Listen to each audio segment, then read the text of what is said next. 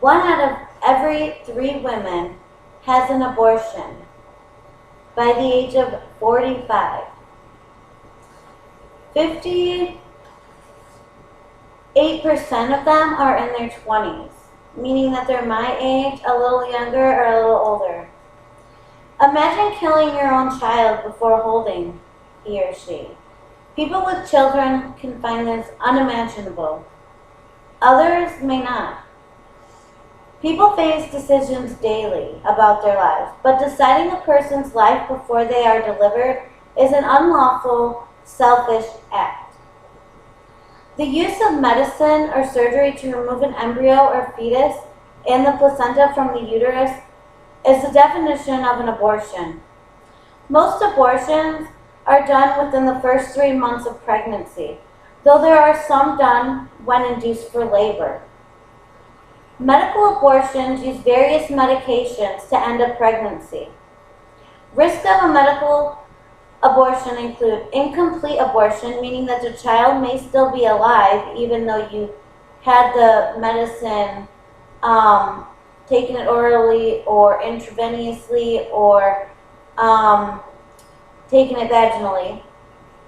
Heavy bleeding, damage to the uterus, and infections. You should not have a medical abortion if you are over 9 weeks, have a high-risk uterine rupture, are diabetic, have uncontrolled high blood pressure, have a heart or blood vessel disease, liver problems, take anticoagulants or blood thinners such as Coumadin.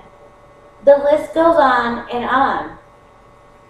Oral drugs such as mifepristone and misoprostol are the most common medications used to abort a child. Let's take an inside look on comments the Food and Drug Administration had to say about the mifepristone and misoprostol. Mifepristone is a drug that blocks a hormone called progesterone. Progesterone is needed in order for a pregnancy to continue. When mifepristone is used with misoprostol, it is used to end an early pregnancy.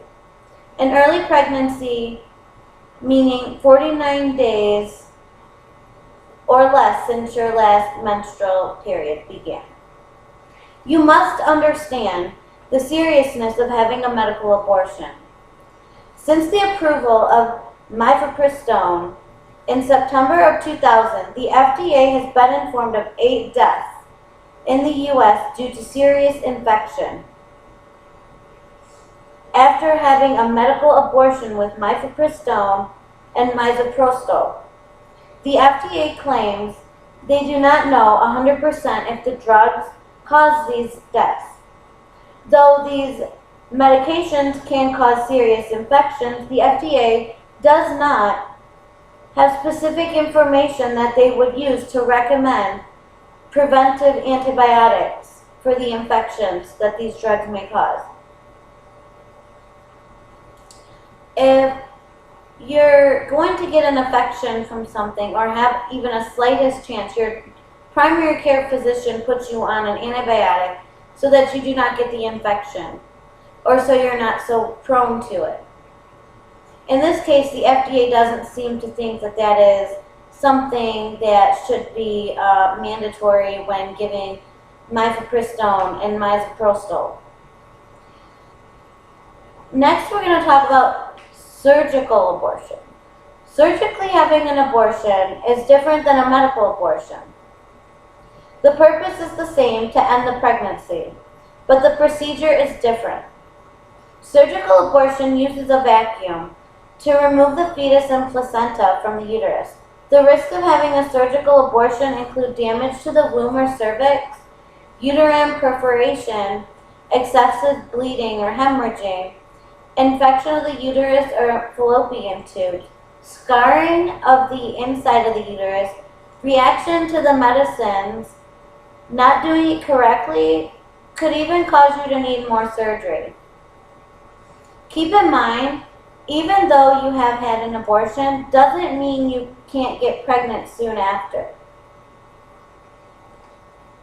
meaning don't try and go having sex with anybody right after. If you just had an abortion, that means you don't want to be pregnant, so you should be doing everything in your power to prevent yourself from getting pregnant again. If the procedure is done wrong, there are possibilities of never having a chance to give birth again. The last type of abortion I will talk about is labor-induced abortion. This takes place between 3 and 9 months, which is the second and third trimester of a pregnancy. Misoprostol is injected into the vagina. This induction abortion has the same feel of contractions as if they were giving birth to a child, which technically they are giving birth to a child, just one that is not living anymore, no longer breathing.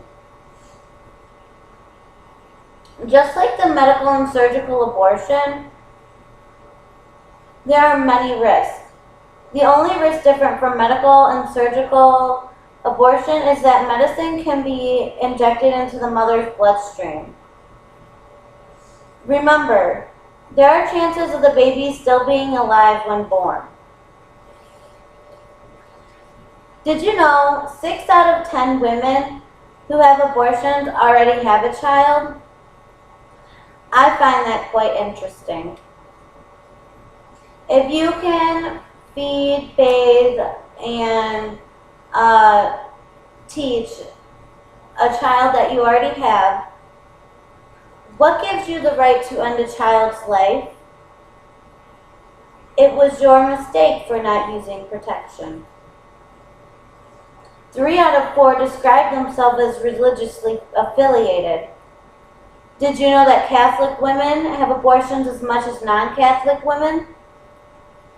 Statistics also show out of 100 women, 36% are white, 30% are African American, 25% are Hispanic, and the other 9% are other ethnicities.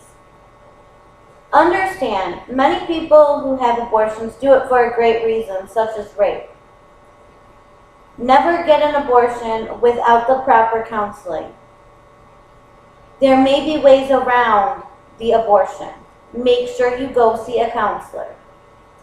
Abortion needs to be banned for women who are doing this because they do not want to be pregnant.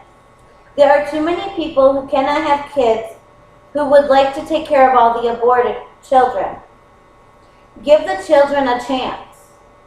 Sign this petition stating you are against abortion, that abortion is a way out for unthankful women. It is sad to see all these women that are able to have kids aborting them. Take a stand and sign this petition.